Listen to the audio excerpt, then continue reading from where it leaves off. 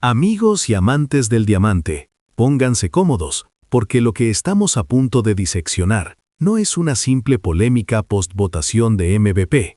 Es el momento sísmico que obligó a las grandes ligas a trazar una línea en la arena con mano de hierro, demostrando que en el deporte profesional, el orgullo tiene un precio que puede derrumbar una franquicia entera.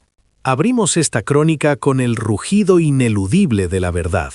El día que Shohei Ohtani se alzó con la corona, con unos estratosféricos 420 puntos, 189 más que su rival más cercano, la era del deporte total fue confirmada.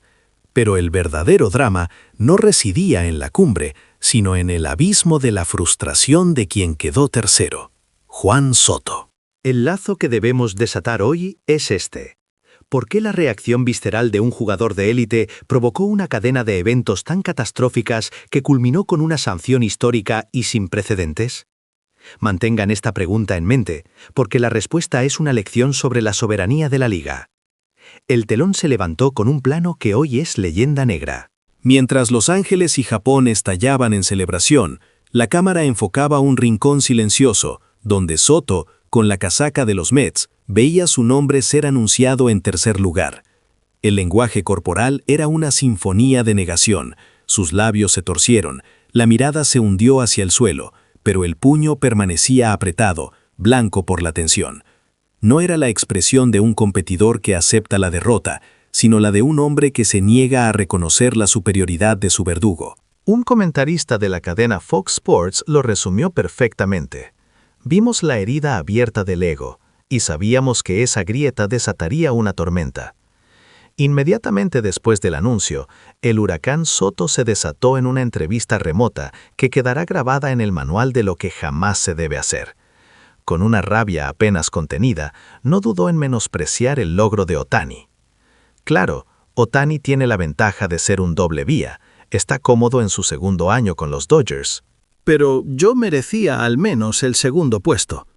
Este argumento, amigos, es el primer punto que debemos refutar con la fría lógica de los números.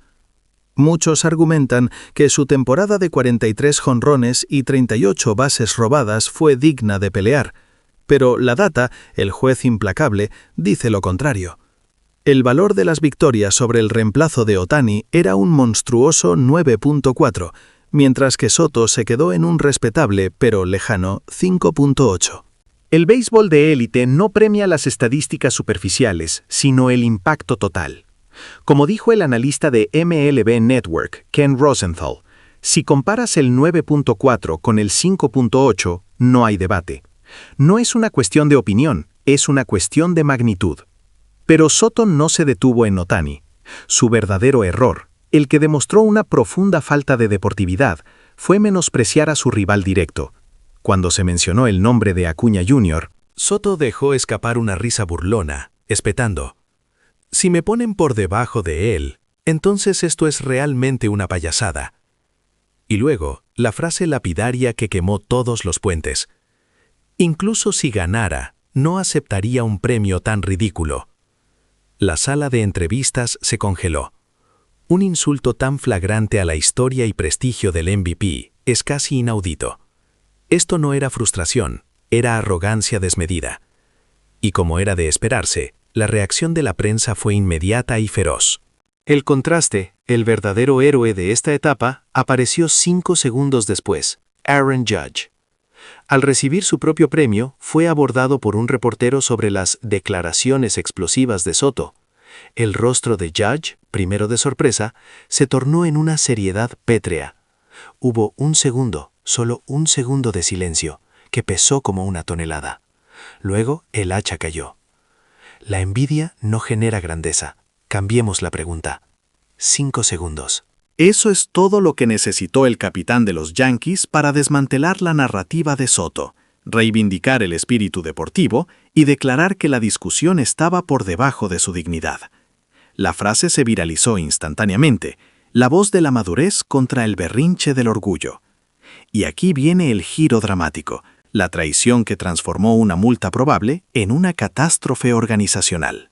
El agente de Soto, en un acto de inflamación irresponsable, utilizó sus redes sociales personales para llamar a la base de fans de los Mets a protestar contra la estructura injusta de la MLB y la predilección por Ohtani. Esto no fue un error, fue un sabotaje directo a la autoridad de la liga. Al día siguiente, 300 fans enfurecidos se congregaron frente a la sede de la MLB en Manhattan con pancartas que rezaban: MVP es un timo, respeten a Soto. La ira personal había sido orquestada en un asalto físico contra la institución. La liga ya no estaba lidiando con un jugador descontento, sino con una revuelta fomentada por un representante. La MLB, al ver cómo una disputa individual escalaba a una manifestación que requirió intervención policial, entendió que se había cruzado una línea roja innegociable. La soberanía de la liga estaba en juego. Durante 48 horas de deliberaciones de emergencia, el comisionado mantuvo una expresión adusta y tensa. El veredicto final fue un trueno que resonó en todo el deporte. Primero, y esto es clave, se multó a la organización de los Mets por supervisión organizativa inadecuada de sus afiliados, demostrando que la responsabilidad de un agente recae indirectamente sobre el club.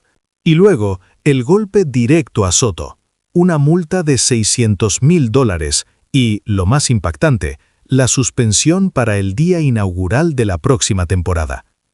La sanción no fue solo por las palabras, sino por el caos que sus palabras y las de su representante habían provocado. Este fue el clímax, la declaración de fuerza de la MLB. Nadie, por muy talentoso que sea, está por encima de la dignidad del premio ni del orden de la liga.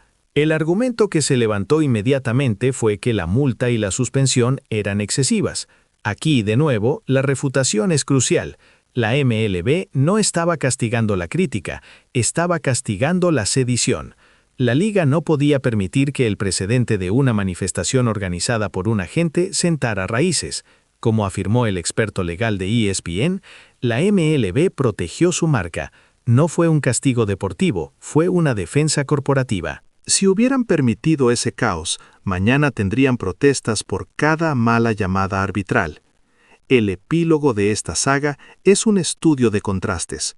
Ohtani, el verdadero rey, apareció en una entrevista posterior sonriendo plácidamente, con su esposa y su perro, declarando con calma: Soto y Acuña son jugadores maravillosos, les tengo un gran respeto. Una imagen de paz y madurez que magnificaba la inmadurez del otro. Mientras tanto, en los entrenamientos de primavera de los Mets, Soto caminaba con la mirada baja, la sombra de la ignominia sobre sus hombros. El ambiente en el clubhouse era glacial. El manager de los Mets, al ser preguntado, solo pudo decir: acato la decisión de la liga. Punto.